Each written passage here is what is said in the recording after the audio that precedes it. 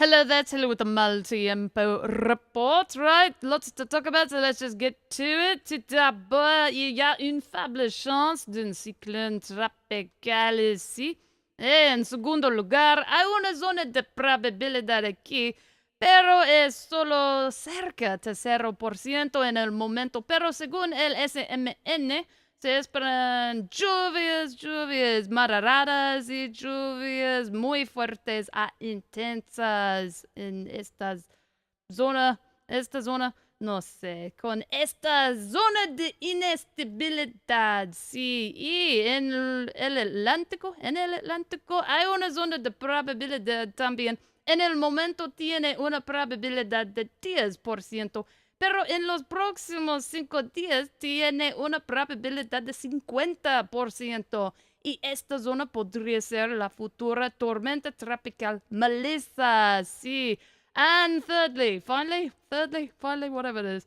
Over here, we have the final advisory on this tropical cyclone 30, who started all the way over here and has made it all the way over there. Be interesting to see if this thing regenerates. So, land hazards on this one per the India Meteorological Department. Rainfall, squally / gale, winds, rough sea conditions. They've got the action suggested. In Sri Lanka, they are saying no threat of heavy rain and strong winds over the country, but strong winds are expected further in the sea areas off the coast. So if you can read, that's exactly what it says. So that is what is happening in the land of tropical cyclones at the moment, however you say that. In US severe thunderstorm weather, there's actually a lot to talk about. Lots going on today and tomorrow.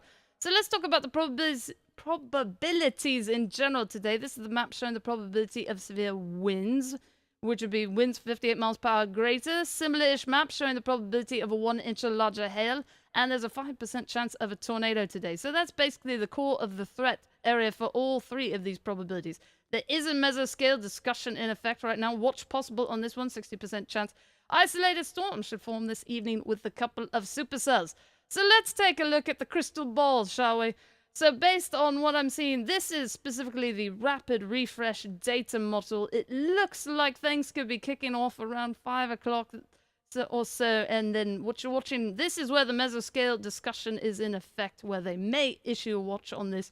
So stuff potentially generating, and then of course this is where the general threat is today, so you can kind of get an idea of how this thing might go.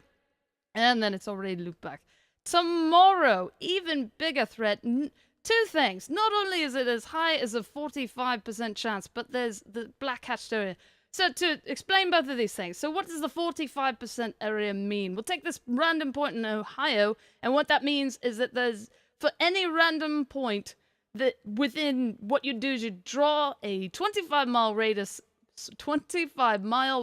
circle around any of those random points, and that means that there's almost a 1 in 2 chance of some sort of severe weather event or threat or whatnot occurring in that 25-mile radius circle. So the 45%, that's why it's nearly 1 in 2.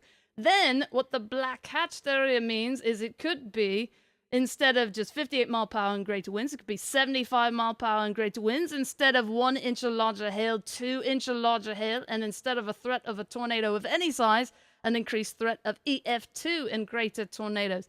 Now, it wasn't, if you go down, you can read more details on it, and I'm gonna guess that it's gonna be a 75 mile per hour and greater wind gust type threat is what the black hatched area is. That is my personal guess. So let's take a look at why they talk about, like, what, the QLCS or the Bowen line segment. So this around approximately, what, the afternoon to evening of tomorrow, this is what this could look like. This is per the North America mesoscale model, I believe, NAM, or however it is.